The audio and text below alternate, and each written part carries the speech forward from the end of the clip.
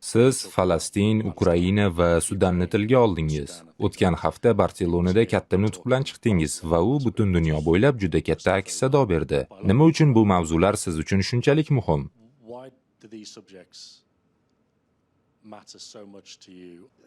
Bilasizmi, bu savol uchun chin dildan minnatdorman.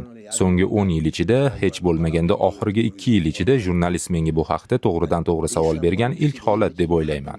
Go'yo kasbimiz sababli bu mavzularda gapirishimiz mumkin emasdek, bilmayman. Ammo agar siz dunyoning turli nuqtalarida nimalar bo'layotganini, bu urushlarni ko'rsangiz, bu sizni befarq qoldirsa, bu yerda masala kim haq, kim aybdor ekanida emas. Har qanday siyosatchining o'ng bo'ladimi, chap bo'ladimi farqi yo'q. O'z g'oyalari bo'lishi va ularni himoya qilishi mumkin. Ammo har kuni sodir bo'layotgan voqealar sizda hech qanday munosabat uyg'otmasa, bugun biz ularning barchasini o'z ko'zimiz bilan ko'ryapmiz. Ilgari esa ko'rmasligimiz mumkin edi. Bu yangi narsa emas, ammo bu yurakka og'riq beradi. Bu menga og'riq beradi. Agar bu qarama-qarshi tomonda sodir bo'lganida ham baribir menga og'riq berardi. Agar bu boshqa istalgan davlatda yuz berganida ham xuddi shunday his qilardim. Bu siyosiy pozitsiya masalasi emas.